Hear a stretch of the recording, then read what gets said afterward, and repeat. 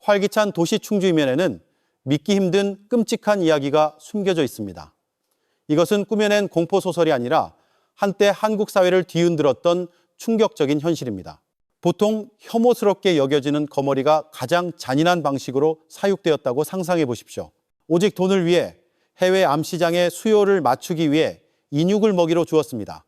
어떻게 인간이 그런 끔찍한 짓을 저지를 수 있었을까요? 누가 희생되었고 이 사건은 어떻게 세상에 드러나게 되었을까요? 여러분의 등골을 서늘하게 만들 비극적인 이야기, 지금부터 시작합니다. 2016년 충청북도 충주시의 한적한 외곽 마을에 기이한 현상이 벌어졌습니다. 평소 논에서 벼를 심거나 저수지에서 물고기를 기르거나 시장에서 농산물을 팔며 바쁘게 살아가던 마을 사람들이 갑자기 모든 일을 팽개쳤습니다. 그들은 대신 저수지, 도랑, 진흙 웅덩이로 몰려가 많은 이들에게 끈적하고 혐오스러운 작은 생물, 거머리를 잡기 시작했습니다. 불과 몇 달 만에 한때 가축의 피를 빨아먹는 해충이자 농부들의 골칫거리로 여겨졌던 거머리는 수많은 가정을 벼락부자로 만들어주는 검은 황금으로 변했습니다. 주로 중국에서 온 해외업자들이 끊임없이 마을을 드나들며 상상하기 힘든 높은 가격을 제시했습니다. 소문에 따르면 거머리는 귀한 한약재로 쓰이며 엄청난 가격에 팔리는 전통약재의 원료가 된다고 했습니다. 그 소문은 마을 어귀의 작은 식당에서부터 먼지 날리는 흙길까지 순식간에 퍼져나갔습니다. 사람들의 대화 주제는 오직 하나, 거머리뿐이었습니다. 거머리 많이 잡으면 새 경차 한 대는 뽑는다더라. 한 자루 가득 채우면 바로 집도 새로 짓겠어. 희망에 가득 찬 목소리가 마을 구석구석에서 울려 퍼졌습니다. 마을의 분위기는 급격히 변했습니다. 노는 버려지기 시작했고 밭은 잡초만 무성해졌습니다. 평소 부모님을 돕던 아이들마저 진흙탕에 뛰어들어 손과 발에 붙은 거머리를 보여주며 깔깔거렸습니다. 부엌에서 나무를 묻히던 아주머니들도 양동이를 들고 거머리를 찾아 나섰습니다. 모두가 원래 하던 일을 잊은 듯 했습니다. 목표는 단 하나, 최대한 많은 거머리를 잡는 것이었습니다. 이 혼란 속에서 유독 한 사람의 이름이 빠르게 사람들의 입에 오르내리기 시작했습니다. 바로 박만식 사장이었습니다. 박만식은 저수지에서 거머리를 잡는 대부분의 사람들과는 다른 길을 선택했습니다. 그는 자신의 넓은 땅에 철조망 울타리를 두른 거머리 양식장을 지었습니다. 깔끔하게 정렬된 양식지와 제법 괜찮아 보이는 인부들의 숙소까지 갖춘 곳이었습니다. 마을 사람들은 그를 존경하며 앞을 내다보는 비전 있는 사람이라고 칭찬했습니다. 심지어 많은 가정에 복을 가져다 준 좋은 사람이라고 부르기도 했습니다. 박만식은 늘 인자한 미소를 띠며 인부들의 어깨를 두드리고 말했습니다. 여기서 일하면 걱정 없어. 먹고 자는 건 내가 다 해결해 주니까. 그의 말에 먼 타지에서 온 가난한 노동자들이 구름처럼 몰려들었습니다. 그들은 박만식의 친절함을 믿었습니다. 특히 그가 외딴 시골 마을 출신의 가난한 사람들만 골라 고용했기 때문에 사람들은 그것이 그의 사회적 책임감의 표현이라고 생각했습니다. 하지만 이 모든 화려함과 달콤한 이야기 뒤에는 서서히 의문이 피어오르고 있었습니다. 왜 박만식의 양식장 인부들은 항상 바뀔까요? 몇 달 이상 버티는 사람이 단 한 명도 없었습니다. 익숙한 얼굴들은 흔적도 없이 사라지고 그 자리는 마을 사람들이 전혀 모르는 새로운 얼굴들로 채워졌습니다. 철조망 근처에 사는 몇몇 이웃들은 밤에 비명 소리를 들었다고도 했습니다. 공포에 질린 날카로운 비명은 갑자기 땅속으로 꺼진 듯 사라졌습니다. 처음에는 술주정꾼들의 소란이겠거니 여겼지만 가난한 마을 사람들은 감히 부자의 일에 끼어들 생각을 하지 못했습니다. 특히 박만식처럼 자비로운 사람으로 알려진 경우에는 더욱 그랬습니다. 그렇게 낮의 웃음소리, 양식지에서 풍겨오는 축축한 흙냄새, 그리고 매주 실려나가는 거머리 자루들은 이미 눈앞에 널려있던 모든 이상한 징후들을 가려버렸습니다. 높은 철조망과 박만식의 온화한 미소 뒤에 어두운 비밀이 숨겨져 있다는 사실을 아무도 몰랐습니다. 훗날 그 비밀이 드러났을 때 마을 사람들은 그 거머리 양식장을 떠올릴 때마다 공포에 몸서리치게 될 것이었습니다. 박만식의 거머리 양식장은 누구의 예상보다 훨씬 빠르게 성장했습니다. 사업을 시작한 지 1년도 채 되지 않아 그의 재산은 기하급수적으로 불어났습니다. 처음에는 그를 평범한 농부로 보았던 마을 사람들은 그의 삶의 변화에 입을 다물지 못했습니다. 한때 버려진 논과 습지였던 땅은 이제 2m 높이의 철조망으로 둘러싸인 폐쇄된 단지로 변했습니다. 밖에서 보면 그곳은 마치 삼엄하게 경비되는 군사기지처럼 보였습니다. 마을 주민 누구도 함부로 들어갈 수 없었고 심지어 구경조차 할 수 없었습니다. 울타리 너머에는 진흙 연못들이 가지런히 줄지어 있었습니다. 물은 갈색빛을 띠었고 표면은 고요했지만 자세히 들여다보면 수천 마리의 거머리들이 계산된 사육 환경 속에서 꿈틀거리는 작은 검은 그림자들이 보였습니다. 자갈이 깔린 오솔길은 연못 사이를 연결했고 보이지 않는 손이 관리하는 듯 항상 깨끗했습니다. 다른 한쪽에는 하얀색의 영구 건물이 서 있었습니다. 줄지어 늘어선 방들이 있는 인부들의 숙소였습니다. 지나가는 사람들은 꼭 군대 막사 같네, 정말 깔끔하군이라고 종종 말했습니다. 박만식의 부는 날이 갈수록 뚜렷해졌습니다. 그는 시골길에서는 좀처럼 보기 힘든 번쩍이는 검은색 세단을 샀고 낡은 집은 철제 대문과 대리석 바닥을 갖춘 2층짜리 큰 집으로 개조했습니다. 그의 아내는 좋은 옷과 명품 가방을 들고 시장에 나타나기 시작했습니다. 이 모든 것이 마을 사람들에게 거머리가 충주의 새로운 황금이라는 믿음을 더욱 굳게 만들었습니다. 하지만 칭찬과 감탄 뒤에는 일부 사람들을 불안하게 만드는 속삭임도 있었습니다. 경험 많은 경찰 간부인 최경감도 그중 한 명이었습니다. 그는 갑작스러운 부에 쉽게 감탄하는 사람이 아니었습니다. 그의 경력 동안 그는 부정한 방법으로 번 돈이 빠르게 사라지는 수많은 사건들을 봐왔습니다. 그의 마음을 어지럽히는 한 가지는 너무 잦은 인부 교체였습니다. 철조망 근처 길을 지날 때마다 새로운 얼굴들이 보였고 3개월 이상 버티는 사람은 단 한 명도 없었습니다. 이상하군, 그는 생각했습니다. 보통 무료 숙식과 충분한 식사를 제공받는 시골 노동자들은 몇 년씩 머무는 법인데 이곳에서는 마치 모두가 잠시 머물다 사라지는 것 같았습니다. 최경감의 의심은 한 작은 보고서가 면사무소로부터 들어왔을 때 더욱 커졌습니다. 강원도와 전라도의 몇몇 가족들이 아들이나 형제가 충주로 일하러 간 후 연락이 끊겼다고 신고한 것이었습니다. 편지와 전화는 답이 없었고 그들의 흔적은 박만식이라는 이름 앞에서 멈춰 있었습니다. 어느 날 오후 최경감은 경찰서 현관에 앉아 서류들을 바라보며 담배에 불을 붙였습니다. 긴 연기를 내뿜으며 그는 중얼거렸습니다. 정말 고향으로 돌아갔다면 흔적이 남았을 텐데 이건 너무 조용해, 지나치게 조용하다고. 그날 밤 그는 양식장 울타리에서 불과 수십 미터 떨어진 곳에 사는 김 할아버지를 찾아갔습니다. 김 할아버지는 낮은 목소리로 말했습니다. 최경감님, 밤늦게 그 양식장에서 픽업트럭이 나가는 걸 자주 봤소. 항상 방수포로 덮여 있어서 안에 뭐가 있는지 아무도 몰라. 가끔 쇠 끄는 소리 같은 것도 들리지만 누가 감히 말을 하겠소. 박 사장은 부자고 자비로운 사람이라 그에게 빚진 사람이 많아요. 최경감은 그저 고개를 끄덕였습니다. 그 이야기만으로는 증거가 될 수 없었지만 그의 마음속에는 무언가 숨겨져 있다는 확신이 더욱 강해졌습니다. 그의 머릿속에서 정보의 조각들이 패턴을 형성하기 시작했습니다. 잦은 인부 교체, 연락이 끊긴 가족들, 야간에 드나드는 차량, 모든 것이 아직 맞춰지지 않은 퍼즐 조각 같았습니다. 그리고 그 퍼즐을 완성하기 위해 그는 박만식의 원안으로 들어갈 수 있는 누군가가 필요했습니다. 경찰서의 작은 회의실에서 최경감은 몇몇 부하들을 모았습니다. 그들은 지도와 메모로 가득 찬 나무 테이블 주위에 둘러앉았습니다. 더 이상 기다릴 수 없어. 최경감의 목소리는 단호했습니다. 누군가 잠입해야 한다. 그렇지 않으면 이 모든 건 추측으로만 남을 거야. 몇몇 이름이 거론되었지만 결국 그의 선택은 김민준에게로 향했습니다. 그는 아직 젊었지만 몇 차례 위험한 작전에서 실력을 검증받은 인물이었습니다. 다부진 체격에 정직해 보이는 얼굴, 그리고 무엇보다 하층민들과 잘 어울리는 능력이 있었습니다.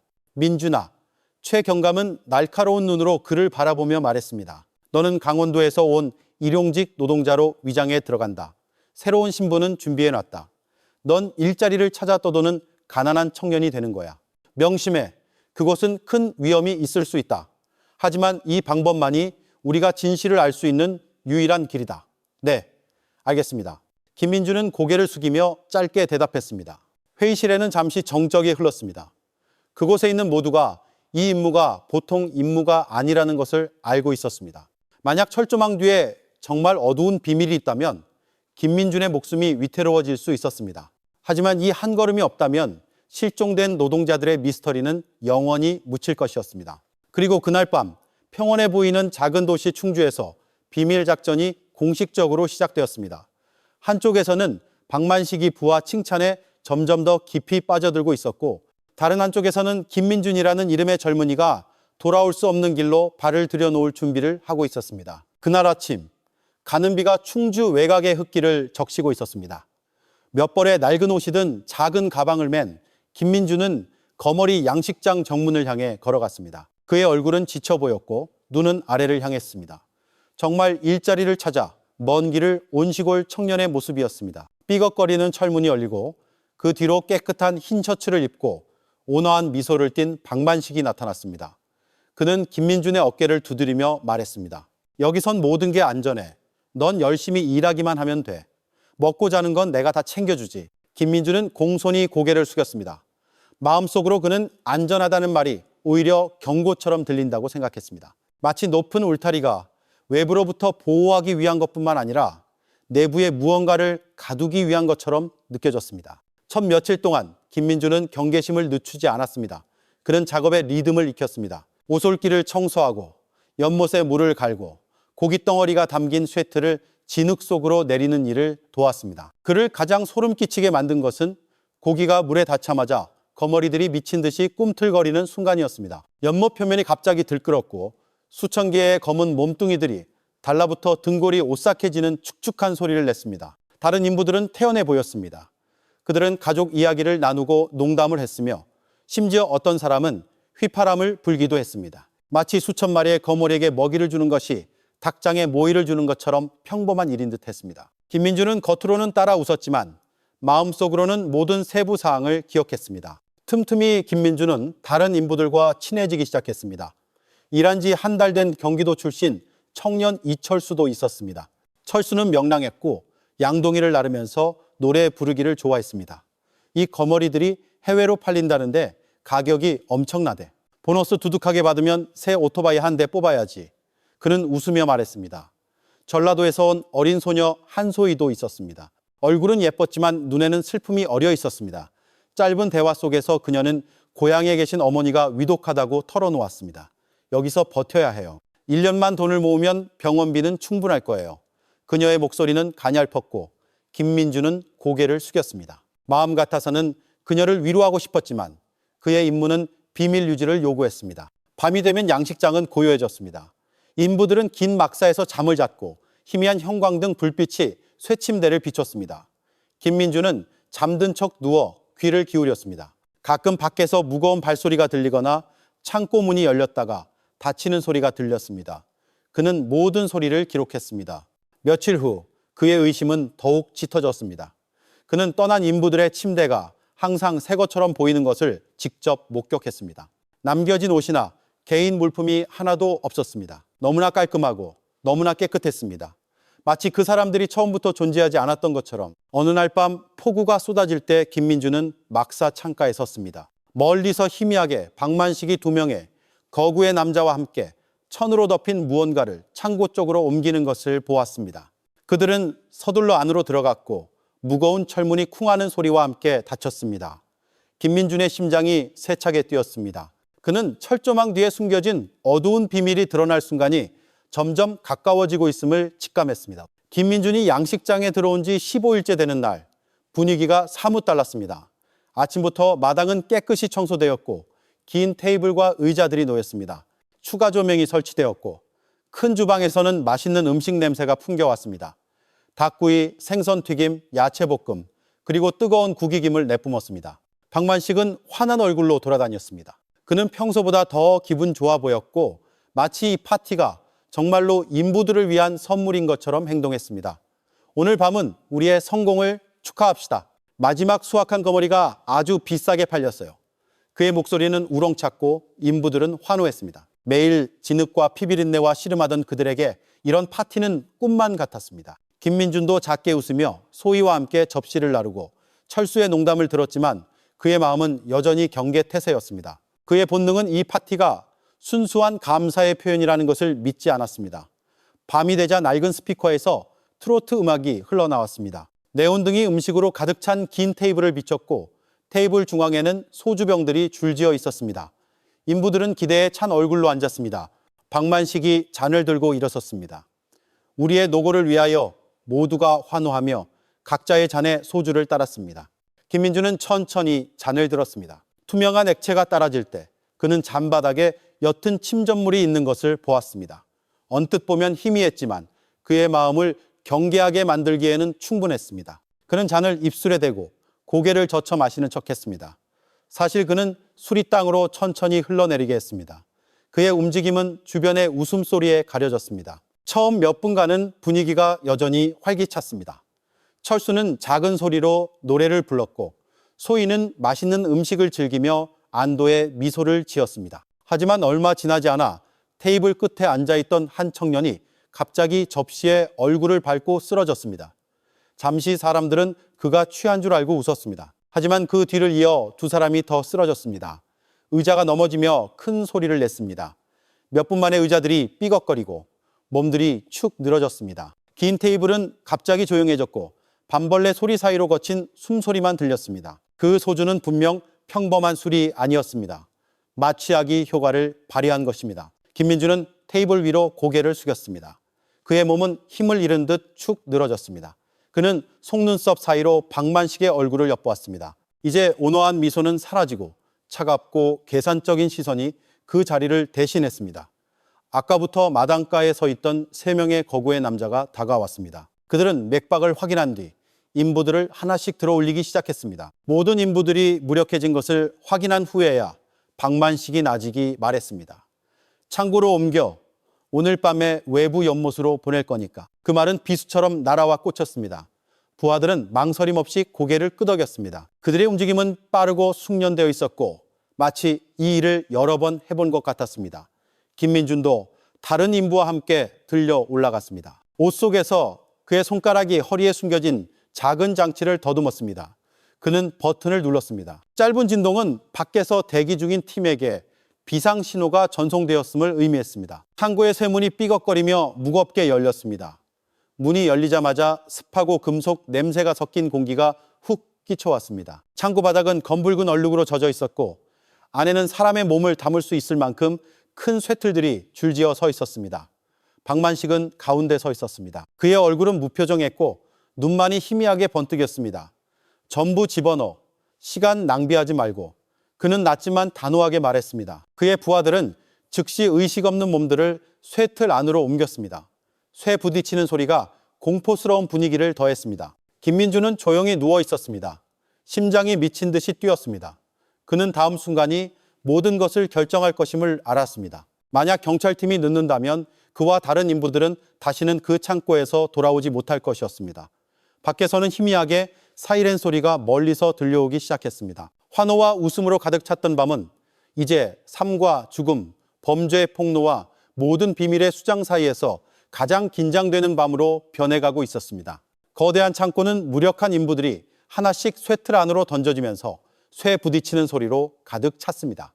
박만식은 뒷짐을 지고 가운데 서서 마치 평범한 작업을 감독하듯 차가운 눈으로 지켜보고 있었습니다.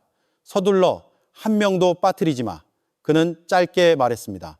그의 부하들은 무표정한 얼굴로 고개를 끄덕였습니다.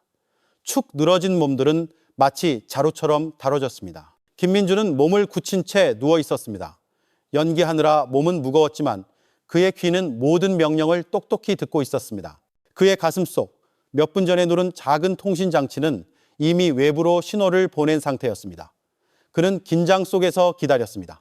밖에서는 폭우가 양철 지붕을 때리며 요란한 소리를 냈습니다. 갑자기 빗줄기 너머로 차량 엔진 소리가 들려왔습니다. 점점 더 가까워지더니 어둠을 뚫고 하얀 불빛이 비춰졌습니다. 경찰이다. 움직이지 마. 철조망 울타리가 심하게 흔들렸고 사이렌이 울부짖었습니다. 손전등 불빛이 밤을 꿰뚫었습니다. 몇 초 후 큰 대문이 부서지고 완전 무장한 수십 명의 경찰 병력이 들이닥쳤습니다. 군화가 질퍽한 땅을 밟았고 검은 헬멧 위로 빗방울이 반사되었습니다. 창고 안에 정적은 깨졌습니다. 박만식의 부하 중 한 명이 공황에 빠져들고 있던 몸을 떨어뜨렸습니다. 박만식은 돌아보았습니다. 그의 얼굴은 잠시 굳었습니다. 더 이상 거짓 미소도 차가움도 아닌 모든 것이 무너졌음을 아는 사람의 공허하고 씁쓸한 표정이었습니다. 막아! 그가 외쳤지만 그 소리는 창고문이 걷어차이며 열리는 굉음에 묻혔습니다. 경찰 병력이 총구를 겨눈 채 줄지어 들어섰습니다. 손전등 불빛이 구석구석을 훑었습니다. 김민주는 눈을 떴습니다. 그의 몸은 순식간에 회전했고 한 번의 움직임으로 근처에 있던 거구의 남자팔을 제압했습니다. 남자는 놀라 소리쳤지만 이미 그의 손목에는 수갑이 채워져 있었습니다. 다른 두 부하가 저항하려 했지만 고무탄과 경찰봉에 순식간에 쓰러졌습니다. 박만식은 몇 걸음 물러섰습니다. 두 명의 경찰이 다가와 그의 손에 수갑을 채웠습니다. 그는 저항하지 않고 고개를 숙였습니다. 그의 표정은 마치 게임이 끝났지만 패배를 인정하고 싶지 않은 사람처럼 텅 비어 있었습니다. 김민주는 쇠틀로 달려갔습니다. 그의 숨은 가빴고 안에 힘없이 쓰러져 있는 철수와 소희를 보자 숨이 멎는 듯 했습니다. 그는 잠금 장치를 당겼지만 낡은 쇠는 움직이지 않았습니다. 그의 손은 떨렸고 이마에서는 땀과 빗물이 섞여 흘러내렸습니다. 민준아, 서둘러! 한 경찰이 뒤에서 엄호하며 소리쳤습니다. 남은 힘을 다해 그는 쇠 레버를 다시 한번 걷어찼습니다.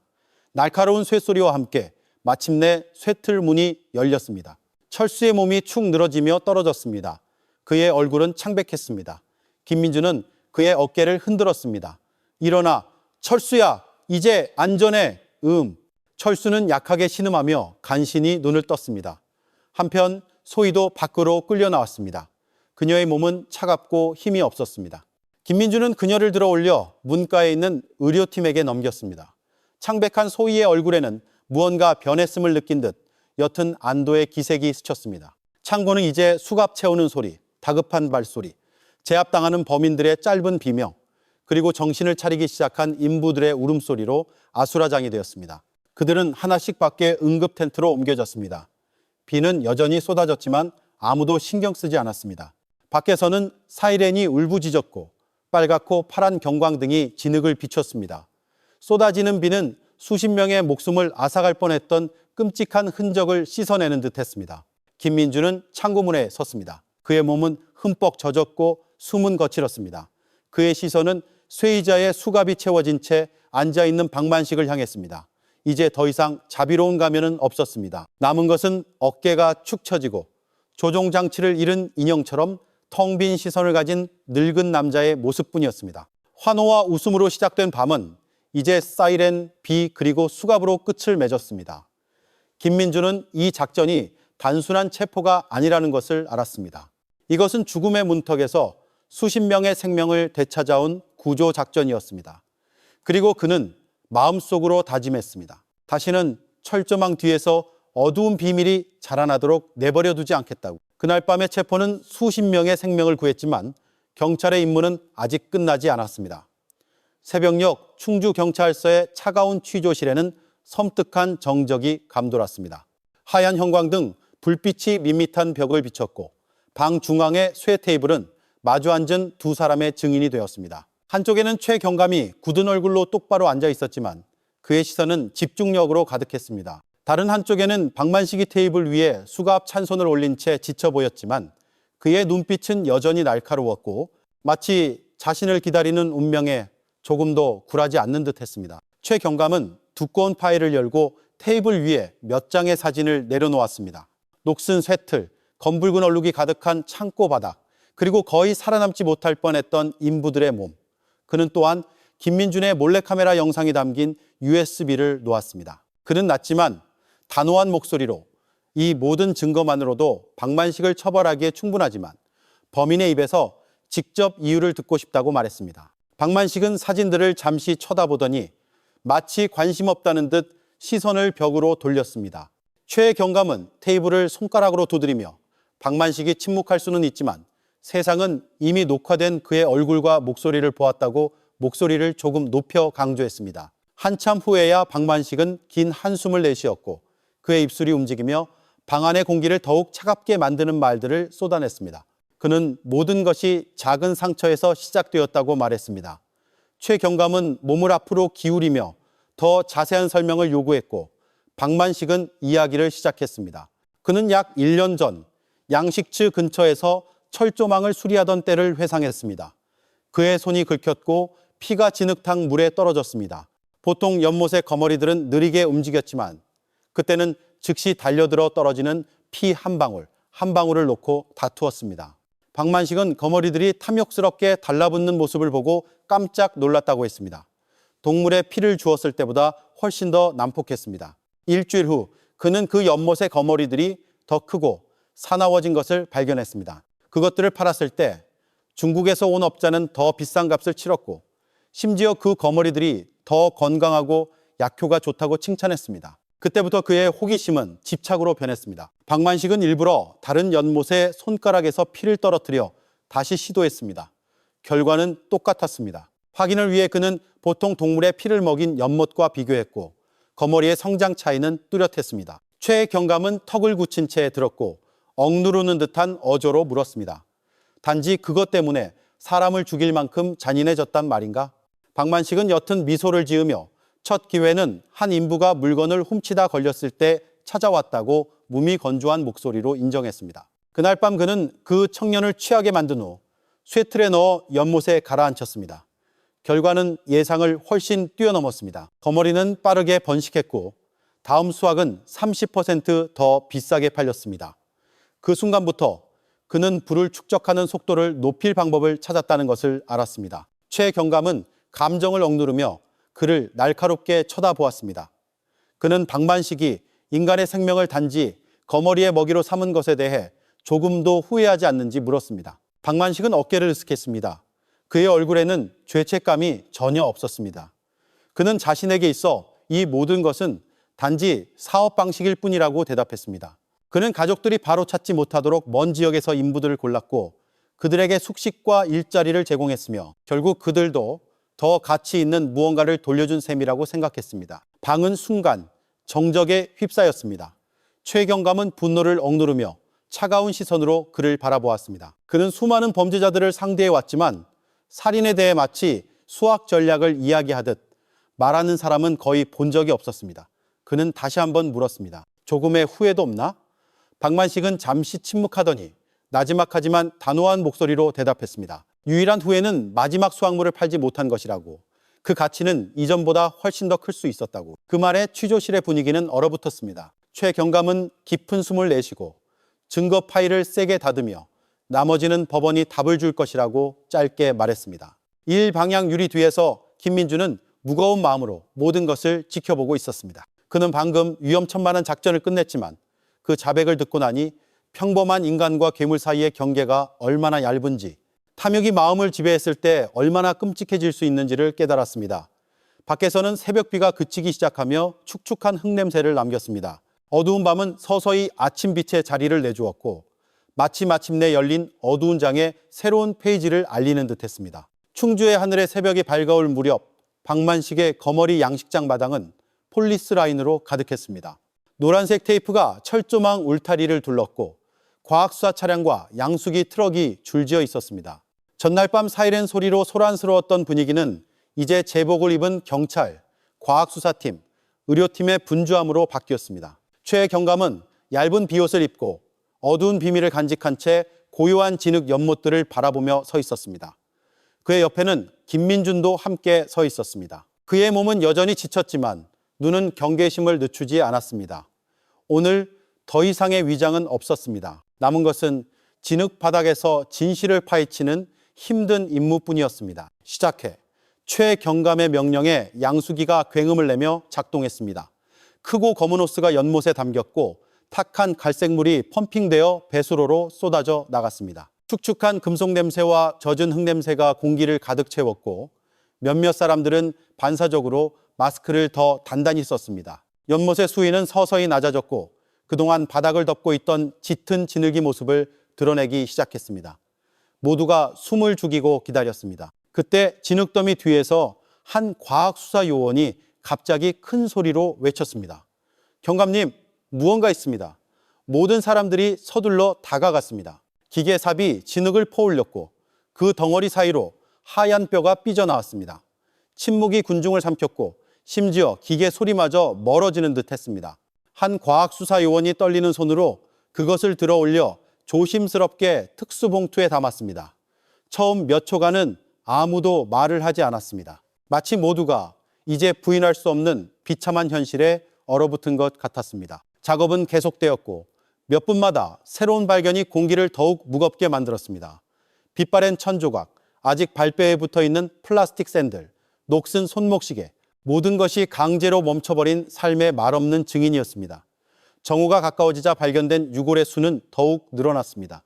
총 15구의 유해가 수습되었습니다. 일부는 온전했고 일부는 흩어져 있었습니다. 모두 신원 확인 절차를 위해 검은색 시신낭에 담겨 표시되었습니다. 연못가에서는 울음이 터져 나왔습니다. 멀리서 연락을 받고 온 일부 희생자 가족들은 자신들이 알아보는 물건을 보자 히스테릭하게 반응했습니다. 한 어머니는 발견된 낡은 셔츠를 붙잡고 무릎을 꿇고 달려가 마치 아직 온기가 남아있는 듯 그것을 껴안았습니다. 한 아내는 녹슨 손목시계를 쥐고 남편의 이름을 되뇌었습니다. 형이 아직 살아있을 거라 믿었던 한 청년은 형이 늘 밭에 갈 때 신던 작은 샌들을 보자마지 주저앉았습니다. 최 경감은 고개를 숙였습니다. 그는 굳건히 버티려 했지만 눈시울이 붉어졌습니다. 김민주는 주먹을 꽉 쥐었습니다. 가슴이 아팠습니다. 지난밤 그가 수십 명의 인부를 구했지만 이미 15명이 진흙 속에 묻혀 있었다는 현실이 그를 강타했습니다. 의료팀은 가족들을 진정시키느라 분주했고 과학수사팀은 수습된 모든 시신낭을 계속해서 기록했습니다.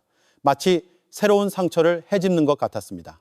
양수기 소리, 다급한 발걸음, 그리고 반복해서 터져나오는 울음소리 외에는 다른 소리가 들리지 않았습니다. 늦은 오후가 되어서야 작업이 끝났습니다. 한때 황금광산으로 여겨졌던 연못은 이제 말라붙어 더 이상 아무것도 숨길 수 없는 검고 갈라진 진흙만 남았습니다. 그곳에 있던 모든 사람들은 무거운 마음으로 텅 빈 광경을 말없이 바라보았습니다. 최 경감은 꼼짝 않고 서 있다가 김민준에게 속삭였습니다. 법이 박만식을 심판하겠지만 이 가족들의 상처는 결코 아물지 않을 거야. 김민준은 대답하지 않았습니다. 그런 말은 연못 바닥을 바라보며 한때 그곳에 갇혔을 목소리들, 진흙에 삼켜진 비명들을 상상했습니다. 그의 마음속에서 그 진흙은 결코 집으로 돌아오지 못한 이들의 조용한 속삭임을 간직한 듯 했습니다. 저녁 해가 잿빛 구름 뒤로 저물었고 박만식의 거머리 양식장은 공식적으로 폐쇄되었습니다. 이제 아무도 들어갈 수 없었습니다. 울타리 밖에는 희생자 가족들이 여전히 조용히 앉아 있었습니다. 일부는 기도했고 일부는 흐느꼈습니다. 그리고 그들 사이에서 김민주는 말없이 서서 다시는 이런 탐욕에 인간이 삼켜지는 일이 없도록 지키겠다는 무언의 약속의 무게를 느꼈습니다. 거머리 양식장이 급습된 지 몇 달 후 충주지방법원 건물은 인파로 가득했습니다. 그날 아침 하늘은 흐렸고 법원 마당 주변의 공기는 무겁게 느껴졌습니다. 수십 명의 시민들이 빽빽하게 서 있었고 일부는 녹화를 위해 휴대폰을 들었고 일부는 온 나라의 화제가 된 재판을 직접 보기 위해 왔습니다. 법정 안의 긴 의자는 만석이었습니다. 앞줄에는 희생자 가족들이 긴장된 얼굴로 앉아 있었습니다. 누군가는 사랑하는 이의 사진을 쥐고 있었고 누군가는 묵주를 잡고 조용히 기도했으며 누군가는 눈물 없이 분노를 담은 텅 빈 시선으로 앞만 응시했습니다. 판사가 들어오고 의사봉이 두드려지자 분위기는 갑자기 조용해졌습니다. 피고인석에 박만식은 수갑을 찬 채 앉아 있었습니다. 그의 얼굴은 무표정을 넘어 자신이 한 일에 대해 여전히 자부심을 느끼는 듯한 완고함이 서려 있었습니다. 얇은 안경 너머로 그의 시선은 도전적이었고 희생자 가족들을 더욱 분노에 떨게 했습니다. 검사는 두꺼운 서류를 펼쳤습니다. 그의 목소리는 우렁찼습니다. 그는 15명의 노동자에 대한 계획 살인, 사기, 사체 유기, 그리고 법과 인간성을 위반한 사업 운영 혐의를 낭독했습니다. 그의 말 한마디 한마디가 공기를 갈랐고 몇몇 사람들은 터져나오는 울음을 참기 위해 입을 막았습니다. 희생자들의 이름이 호명되자 한 어머니는 아들의 이름이 불리자 비명을 지르며 친척의 부축을 받고 밖으로 나가야 했습니다. 다른 한쪽에서는 한 아버지가 깊이 고개를 숙이고 그의 두 손은 모자를 쥔 채 떨렸고 입술은 기도를 중얼거렸습니다. 김민주는 주요 증인으로 나섰습니다. 그는 확고한 목소리로 자신의 위장, 잠입, 함정으로 가득했던 밤의 파티, 그리고 박만식이 내린 잔인한 명령에 대해 설명했습니다. 녹화 영상이 스크린에 상영되었습니다. 박만식이 침착하게 지시를 내리는 얼굴이 나타나자 법정은 술렁였고 몇몇 방청객은 참아보지 못하고 고개를 돌렸습니다. 과학수사팀이 뒤를 이어 15구의 유골, 희생자들의 유품, 그리고 그들이 정말로 감금된 후 산채로 수장되었다는 과학적 증거를 제시했습니다. 그 단어들은 건조했지만 그 무게는 그곳에 있는 모든 이들을 강타했습니다. 판사가 박만식에게 발언 기회를 주자 모두가 숨을 죽였습니다. 박만식은 잠시 고개를 돌리더니 낮은 목소리로 말했습니다. 돌이킬 수 없다는 걸 압니다. 나는 모든 것을 돈 때문에 했습니다. 나를 괴물이라고 부르고 싶다면 그렇게 하십시오. 단 한 가지 후회되는 것은 마지막 수확물을 팔지 못했다는 것뿐입니다. 그 말은 감정의 폭발을 일으켰습니다. 한 희생자의 아내가 일어서서 소리쳤습니다. 당신은 잃는다는 게 뭔지 몰라. 한 청년이 박만식을 향해 달려들려 했지만 경위들에게 즉시 제지당했습니다. 울음과 고함이 뒤섞여 판사는 여러 번 의사봉을 두드려야 했습니다. 증인석에 앉아있던 최 경감은 역겨움을 참으며 고개를 숙였습니다. 그는 취조실에서 그 자백을 들었었지만 박만식이 희생자 가족들 앞에서 그 말을 하는 것을 보니 가슴이 더욱 무거워졌습니다. 재판은 몇 시간 동안 계속되었습니다. 검사는 사형 구형으로 변론을 마쳤습니다. 이 범죄는 단지 생명을 앗아간 것이 아니라 인간성을 더럽힌 것입니다. 피고인에게는 어떠한 변명의 여지도 없습니다. 그의 목소리는 덥고 속삭임으로 가득 찬 법정 안에 단호하게 울려 퍼졌습니다. 마침내 판사는 수기를 위해 휴정을 선언했습니다. 모든 사람들이 일어섰고 일부 가족들은 여전히 울고 있었으며 일부는 그저 굳은 채 앉아 있었습니다. 밖의 시민들은 정당한 처벌을 요구하며 분노의 함성을 질렀습니다. 김민주는 무거운 발걸음으로 법정을 나섰습니다. 방금 들은 판사의 의사봉 소리가 밖에 사람들의 함성보다 더 크게 귓가에 맴돌았습니다. 그는 깨달았습니다. 어떤 판결이 내려지든 희생자 가족들의 상처를 지울 수는 없겠지만 적어도 진실은 모든 사람 앞에서 외쳐졌다는 것을. 마침내 선고일이 다가왔습니다. 충주지방법원 건물은 아침부터 시민들로 붐볐고 앞도로는 마비되었습니다. 노점상들은 음료와 박만식에게 선고라는 큰 제목의 신문을 팔며 돌아다녔습니다. 모든 시선은 정의가 울려 퍼질 주 법정으로 향했습니다. 안의 분위기는 긴장감이 감돌았습니다. 의자는 빽빽했고 희생자 가족들은 앞줄에 앉아 있었습니다. 이번에는 많은 이들이 더 이상 울음에 잠겨 있지 않고 희망의 찬 시선으로 굳은 채 앉아 있었습니다. 누군가는 친척의 손을 꽉 잡고 있었고 누군가는 고개를 숙여 조용히 기도했으며 누군가는 타오르는 분노로 피고인석을 똑바로 응시했습니다. 판사가 들어오고 의사봉이 두드려졌습니다. 모두가 일어섰다가 다시 앉았습니다. 순식간에 법정은 고요해졌고 벽시계의 초침 소리만이 기다리는 사람들의 숨소리를 따라 흘렀습니다. 피고인석의 박만식은 똑바로 앉아 있었습니다. 그의 얼굴은 완고함을 넘어 자신을 저주하는 사람들에게 조금의 만족감도 주지 않으려는 듯한 기묘한 오만함이 서려 있었습니다. 그는 가끔 주변 세상에 지친 사람처럼 천장을 쳐다보았습니다.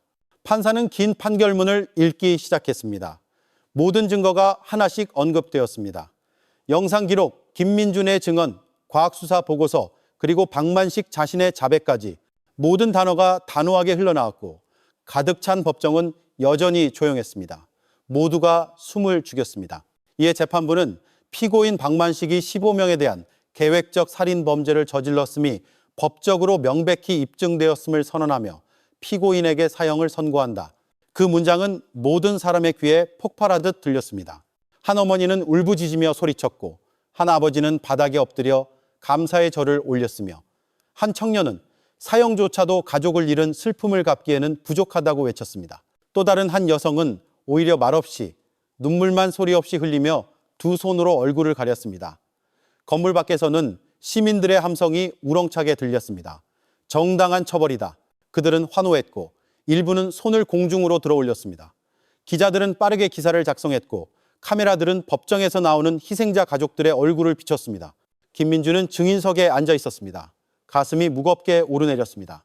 판사의 의사봉이 두드려지는 소리를 들었을 때 안도감이 들었지만 씁쓸한 감정도 함께였습니다. 그는 그 판결이 중요하지만 세상의 어떤 판결도 진흙바닥에서 사라진 15명을 되살릴 수 없다는 것을 알았습니다. 박만식 자신은 울지도 변명하지도 않았습니다. 그는 그저 턱을 살짝 들었고 그의 입술은 희미한 미소와 비슷한 무언가를 형성했습니다. 만족의 미소가 아니라 자신의 삶의 끝을 혼란스러운 방식으로 받아들인 듯한 신호였습니다.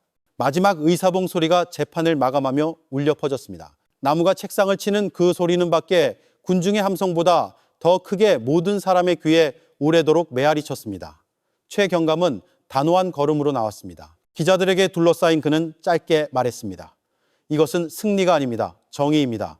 모두가 이 비극에서 배우길 바랍니다. 김민주는 법원 계단에 서서 시민들을 바라보았습니다. 그는 어른들 사이에 서서 텅 빈 시선으로 아버지의 사진을 들고 있는 한 어린아이를 보았습니다. 김민준의 마음이 무너져 내렸습니다. 그는 그 상처가 평생 남을 것임을 깨달았습니다. 저녁 햇살이 마침내 구름을 뚫고 붐비는 법원 마당으로 쏟아졌습니다. 박만식 사건은 공식적으로 끝났지만 그의 이름은 성공한 농부나 부유한 사업가가 아니라 탐욕이 인간의 마음을 파괴하고 아무것도 남기지 않을 수 있다는 쓰라린 경고로 계속해서 불릴 것이었습니다. 선고가 내려진 지 몇 주 후 정부 관계자들과 주민들이 다시 박만식의 옛 거머리 양식장 부지를 찾았습니다. 이번에는 조사를 위해서가 아니라 어두운 장을 닫기 위해서였습니다. 흙을 실은 트럭들이 도착했고 굴착기들이 줄지어 있었습니다. 그 양식장은 더 이상 존재해서는 안 되었습니다. 그 땅은 평평하게 메워질 것이었습니다. 그날 아침 충주의 공기는 여전히 습했고 밤새 내린 비의 잔재가 땅을 질척하게 만들었습니다. 주민들은 경계선 뒤에 서서 일부는 속삭이고 일부는 그저 말없이 지켜보았습니다. 어떤 이들은 어린아이를 데리고 와 마치 이곳이 영원히 기억해야 할 장소임을 보여주려는 듯 했습니다. 김민주는 사복 차림으로 최경감과 함께 조금 떨어진 곳에 서 있었습니다. 그곳에서 그는 텅 빈 연못들, 갈라진 진흙이 이제 새로운 흙더미에 삼켜질 준비를 하는 것을 보았습니다. 굴착기가 굉음을 내며 거대한 강철삽으로 연못에 흙을 쏟아부었습니다. 축축한 금속 냄새와 젖은 흙 냄새가 공기를 가득 채웠고 많은 사람들이 씁쓸함을 참으며 깊은 숨을 내쉬었습니다. 흙이 떨어질 때마다 분위기는 조용해졌습니다. 몇몇 주민들은 고개를 숙였고 누군가는 기도를 속삭였으며 누군가는 손으로 얼굴을 가렸습니다. 옛날엔 이곳이 북적였는데 숨겨진 무덤이었다니. 한 노인이 나직이 말했습니다. 멀리서 온 희생자 가족들은 앞줄에 서 있었습니다. 한 어머니는 새로운 흙 위로 꽃을 뿌렸고 한 청년은 잃어버린 형제를 위한 표시로 작은 나뭇가지를 꽂았습니다. 누군가는 흐느껴 울었고 누군가는 그저 창백한 얼굴로 말없이 서 있었지만 그의 눈은 꺼지지 않는 기억으로 타오르고 있었습니다. 희생자 중 한 명이었던 아들을 둔 한중년 여성이 김민준에게 다가와 갈라진 목소리로 말했습니다. 다른 사람들을 구해줘서 고마워요, 총각. 내 아들은 떠났지만 적어도 이제 이곳에서 더는 희생자가 나오지 않겠지요. 김민주는 가슴속에 떨림을 참으며 정중히 고개를 숙였습니다. 그의 눈에는 눈물이 고였습니다. 최경감은 멀지 않은 곳에 서 있다가 다가와 희생자 가족들에게 경의를 표했습니다. 그는 말을 많이 하지 않고 그저 한 명씩 악수하며 진심 어린 눈으로 그들을 바라보았습니다. 그 단순한 제스처는 수천 마디 말보다 더 강하게 느껴졌습니다. 정오가 가까워지자 모든 연못이 메워졌습니다. 굴착기가 땅을 평평하게 고르고 다른 트럭이 추가 흙을 덮었습니다. 서서히 한때 박만식의 탐욕의 원천이었던 거머리, 연못의 흔적은 텅 빈 땅으로 바뀌며 사라졌습니다. 더 이상 철조망도 비린내 나는 창고도 없었습니다. 그러나 땅은 이제 평평해졌지만 그 어두운 그림자는 여전히 느껴졌습니다. 주변 주민들은 그 땅을 어떤 사업에도 사용하지 않기로 합의했습니다. 그들은 그곳을 나무와 풀이 자라는 녹지 공간으로 남겨두어 미래 세대가 그곳이 한때 비극을 간직했던 장소임을 알게 하기를 원했습니다. 언론은 계속해서 취재했지만 가장 큰 주목은 지켜보는 주민들의 침묵에서 나왔습니다. 카메라는 눈물로 젖은 얼굴들, 꽃을 뿌리는 손들, 그리고 텅 빈 땅을 향해 어른들이 왜 그렇게 슬퍼하는지 마음속으로 묻는 듯한 어린아이의 혼란스러운 시선을 포착했습니다. 늦은 오후가 되자 작업이 끝났고 주민들은 서서히 그곳을 떠났습니다. 하늘이 붉게 물들었고 젖은 땅 위로 긴 그림자가 드리워졌습니다. 멀리서 보면 그 땅은 시간에 의해 다시 쓰일 준비가 된 빈 종이 같았습니다. 김민주는 마지막까지 서 있었습니다. 저녁바람이 그의 얼굴을 스치며 신선한 흙냄새와 어두운 기억이 섞여 불어왔습니다. 그는 알았습니다. 비록 풀이 자라 그 위를 덮을지라도 지나가는 사람들은 항상 기억할 것이라고. 그 땅 아래 한때 진흙에 삼켜진 비명들이 있었다는 것을. 박만식의 양식장 부지가 폐쇄되고 평탄화된 지 몇 달이 지났지만 비극의 여운은 충주뿐만 아니라 전라도, 강원도, 심지어 경상도의 시골 마을까지 많은 곳에서 여전히 느껴졌습니다. 박만식의 이름은 동네 식당, 학교, 면사무소, 심지어 저녁기도 모임에서도 화제가 되었습니다. 한 허름한 식당에서 한 노인이 테이블을 치며 말했습니다. 기억해, 월급은 높은데 일이 뭔지 확실하지 않은 일자리 제한은 쉽게 믿으면 안 돼. 충주에서 사라진 불쌍한 사람들을 보라고. 그의 친구들은 심각한 얼굴로 고개를 끄덕였습니다. 박만식의 이야기는 입에서 입으로 전해지는 교훈이 되었습니다. 지방자치단체도 움직였습니다. 몇몇 외딴 마을에서는 공무원들이 수상한 취업 제한 경계, 빠른 돈에 현혹되지 마세요라는 현수막을 내걸었습니다. 학교에서는 교사들이 이 이야기를 학생들에게 탐욕이 이성을 삼킬 수 있다는 실제 사례로 들려주었습니다. 아이들은 눈을 동그랗게 뜨고 들었고 일부는 교사가 거머리라는 단어를 언급하자 몸서리쳤습니다. 김민주는 임무가 끝났음에도 불구하고 종종 강연에 초청받았습니다. 그는 나서는 것을 좋아하는 타입은 아니었지만 그가 겪은 경험은 그의 말에 무게를 실어주었습니다. 마을회관에서 그는 말했습니다. 여러분 조심해야 합니다. 유망해 보이는 모든 것이 좋은 것은 아닙니다. 누군가 지름길을 제안한다면 먼저 그 대가가 무엇인지 물어보십시오. 그 대가가 목숨이 되지 않도록 말입니다. 그 말에 참석한 주민들은 오랫동안 침묵했고 몇몇은 눈물을 흘렸습니다. 최 경감은 다른 방식으로 계몽팀을 이끌었습니다. 그는 공식적인 포럼에서 데이터와 수사 결과, 사진을 곁들여 이야기했습니다. 그는 겁을 주지 않았지만 눈을 뜨게 했습니다. 일은 쉬운데 월급이 많다고 하면 바로 믿지 마세요. 먼저 신고하세요. 후회하는 것보다 조심하는 것이 낫습니다. 어느 날 경상도의 한 작은 마을의 한 직업 소개인이 해외 취업을 제안하며 엄청난 월급을 약속했습니다. 하지만 주민들은 이미 배웠습니다. 그들은 즉시 공무원에게 신고했고 조사 결과 그 소개인이 사기꾼임이 드러났습니다. 그 사건은 신속하게 해결되었고 사람들은 안도의 한숨을 내쉬며 말했습니다. 박만식 사건에서 얻은 교훈이 아니었다면 우리도 속았을 거야.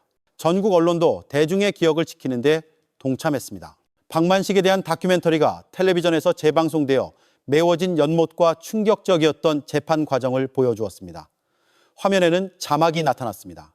탐욕이 마음을 멀게 하지 않도록 하십시오. 그러나 사회가 더 경계하게 되었음에도 불구하고 희생자 가족들의 상처는 여전히 깊었습니다.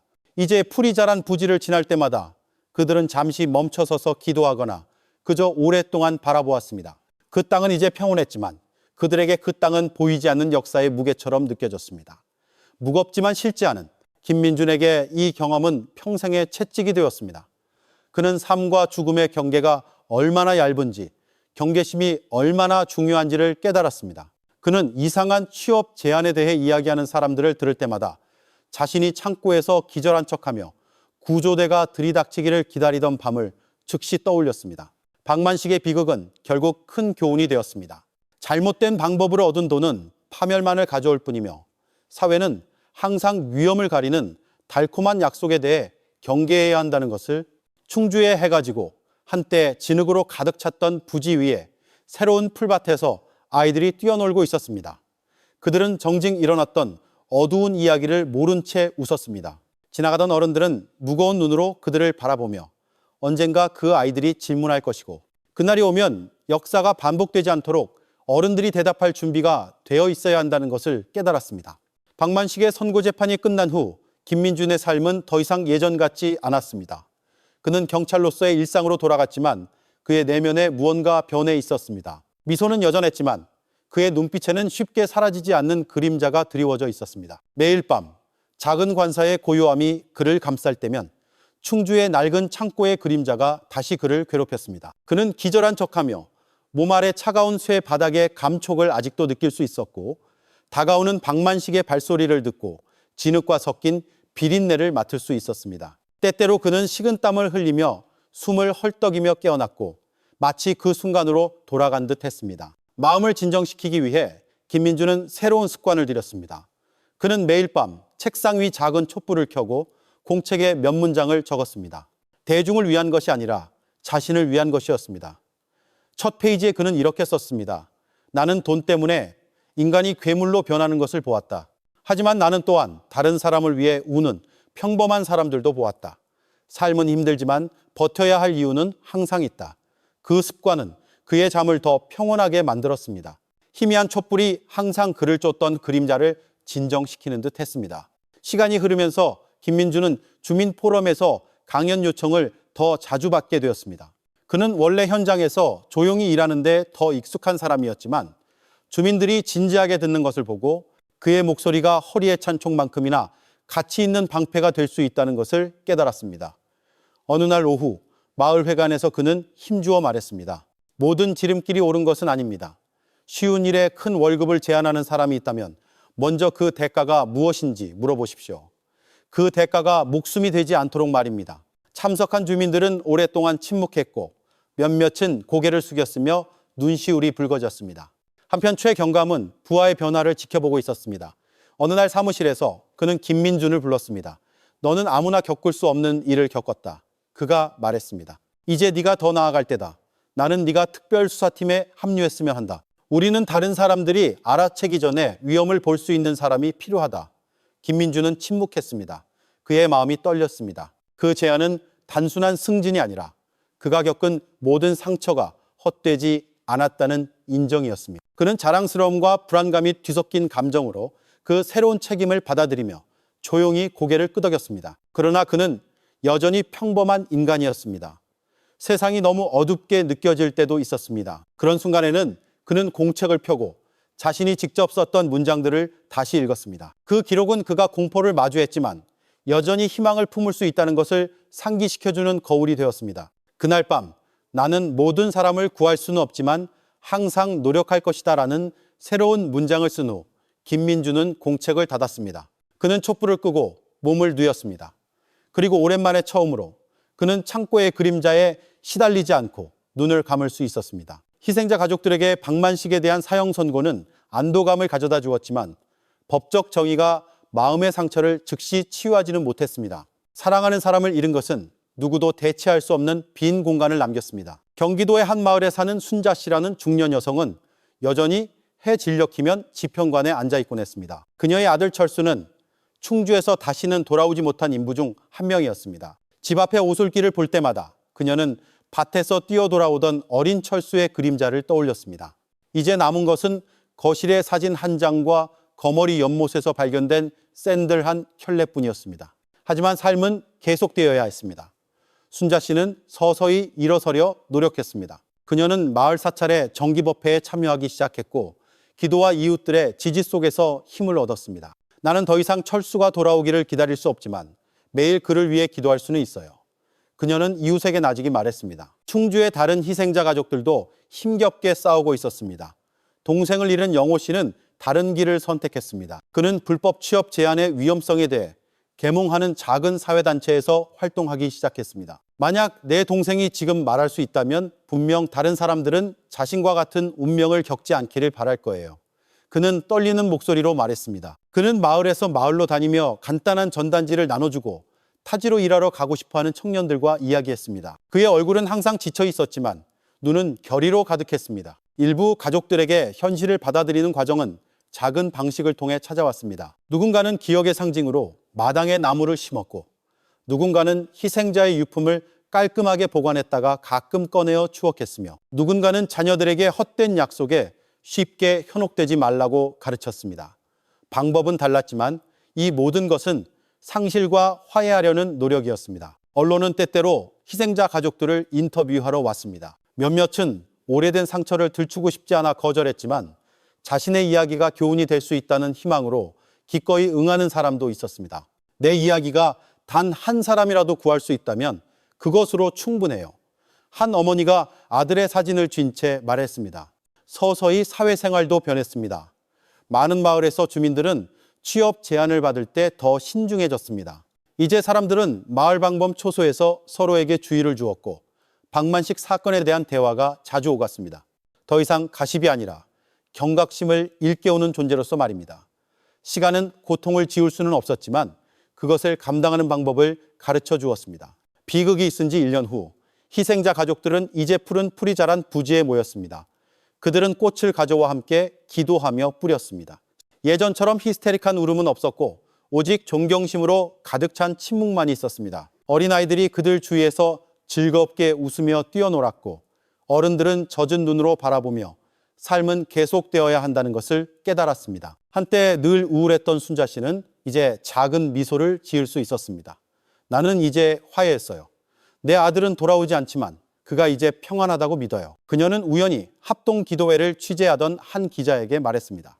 그 미소는 여전히 연약했지만 실제했습니다. 희생자 가족들에게 치유는 있는 것을 의미하지 않았습니다. 치유는 그 상처가 항상 존재할 것이라는 것을 받아들이되 그것이 앞으로 나아가는 발걸음을 막지 않도록 하는 것이었습니다. 그리고 더 넓은 사회에게 희생자 가족들이 일어서려는 용기는 그 자체로 교훈이 되었습니다. 비극이 깊은 상처를 남겼음에도 불구하고 인간은 항상 버텨낼 힘을 가지고 있으며 심지어 고통 속에서 새로운 의미를 찾을 수 있다는 것을, 모든 큰 비극은 항상 두 가지 흔적을 남깁니다. 상처와 교훈. 충주의 박만식 사건은 단순한 범죄 이야기가 아니라 인간의 어두운 면과 동시에 일어설 수 있는 힘을 비추는 거울입니다. 박만식은 한때 성공한 사업가로 여겨졌습니다. 그는 온화한 미소 뒤에 사악한 의도를 숨기는 데 능했고 가난한 노동자들을 위한 구원자 이미지를 구축했습니다. 그러나 결국 그 가면은 무너졌고 남은 것은 끝없는 탐욕의 얼굴뿐이었습니다. 거기서 사회는 배웠습니다. 겉으로 보이는 모든 선함이 진정으로 순수한 것은 아니라는 것을. 위장 잠입자 김민주는 삶과 죽음의 경계가 얼마나 얇은지에 대한 살아있는 증인이었습니다. 그는 죽음의 창고에 있었고 자신과 다른 사람들을 구하기 위해 적절한 순간을 기다리며 무력한 척했습니다. 그의 경험에서 우리는 배웁니다. 용기란 두려움이 없는 것이 아니라 두려움이 지배할 때도 버티는 것이라는 것을.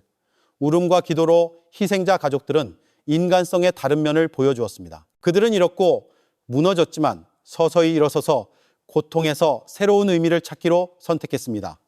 그들에게서 우리는 배웁니다. 진정한 힘은 상처를 지우는 것이 아니라 상처가 남아있음에도 불구하고 계속 걸어가는 것이라는 것을. 사회도 변했습니다.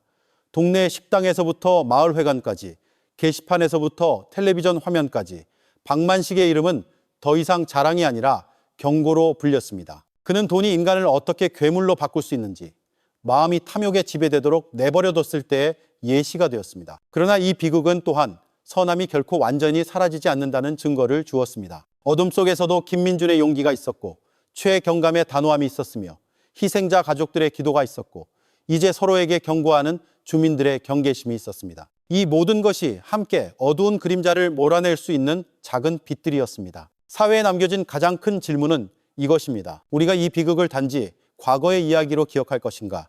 아니면 미래를 위한 나침반으로 삼을 것인가? 쉬운 일에 큰 월급을 약속할 때마다, 유혹적으로 보이는 지름길이 나타날 때마다 그 유혹은 새로운 비극의 문이 될 수 있습니다. 여기서 집단적 경계심의 중요성이 있습니다. 법은 박만식의 장을 닫았지만 역사가 반복되지 않도록 지키는 임무는 모든 사람의 손에 달려 있습니다. 자녀를 훈계하는 부모, 학생들을 일깨우는 교사, 정직하게 일하는 공무원, 그리고 믿기 전에 감히 질문하는 사회까지. 충주의 저녁은 종종 옛 양식장 부지의 긴 그림자를 드리웁니다. 푸른 풀이 바람에 흔들리고 아이들은 자신들이 딛고 있는 땅이 한때 비명을 간직했다는 것을 모른 채 놀고 있습니다. 지나가는 어른들에게 그 광경은 돈이 최종 목표가 되었을 때 인간이 얼마나 연약해지는지, 그리고 서로를 보호하기로 선택했을 때 인간이 얼마나 강해지는지를 보여주는 거울입니다. 박만식의 비극은 결국 단순한 범죄를 넘어선 이야기가 되었습니다. 그것은 인간에 대한, 선택에 대한, 탐욕의 대가에 대한, 그리고 무엇과도 바꿀 수 없는 인간성의 가치에 대한 이야기입니다. 충주의 박만식 사건은 법정에서 끝났습니다. 판결은 내려졌고 옛 양식장 부지는 메워졌으며 희생자 가족들은 서서히 현실을 받아들이고 있습니다. 그러나 이 이야기는 법의 끝에서 멈추지 않습니다. 그것은 많은 사람들의 마음속에서 울려 퍼지는 경고로 계속 살아 있습니다. 이 비극은 탐욕이 이성을 빼앗고 인간이 동료를 희생시킬 만큼 잔인해질 수 있음을 가르쳐 줍니다. 박만식은 한때 자비로운 인물로 보였지만 그의 온화한 미소 뒤에는 거머리 연못의 진흙보다 더 어두운 의도가 숨겨져 있었습니다. 여기서 우리는 배웁니다. 겉으로 보이는 모든 선함이 진정으로 순수한 것은 아니라는 것을. 다른 한편으로 이 사건은 빛을 보여주기도 합니다. 다른 사람들을 구하기 위해 목숨을 걸었던 김민준의 용기가 있었고 증거가 발견될 때까지 포기하지 않았던 최경감과 경찰의 단호함이 있었습니다. 무너졌음에도 불구하고 기도와 기억을 힘으로 삼아 일어선 희생자 가족들이 있었습니다. 이 모든 것은 어둠이 많은 것을 삼킬 수 있더라도 인간의 빛은 결코 완전히 꺼지지 않는다는 신호입니다. 이제 우리는 쉬운 일에 큰 월급을 약속하는 제안을 들을 때 먼저 질문해야 합니다. 왜냐하면 이 비극은 달콤한 약속이 치명적인 덫이 될 수 있다는 실제 증거이기 때문입니다. 경계하는 것은 두려워하는 것이 아니라 자신과 우리가 사랑하는 사람들을 보호하는 것입니다. 한때 거머리 연못이었던 충주의 땅은 이제 풀로 푸르릅니다. 아이들이 그 위를 뛰어놀고 그들의 웃음소리가 저녁바람과 섞입니다. 그들은 한때 그곳에 묻혔던 이야기를 아직 모를지 모르지만 지켜보는 어른들은 그 웃음이 어둠에 맞서 싸운 용감한 사람들 덕분에 존재한다는 것을 압니다. 이 이야기는 결국 박만식의 범죄에 관한 것뿐만 아니라 우리 모두의 선택에 관한 것입니다. 정직할 것인가, 탐욕스러울 것인가, 관심을 가질 것인가, 무시할 것인가, 보호할 것인가, 내버려 둘 것인가.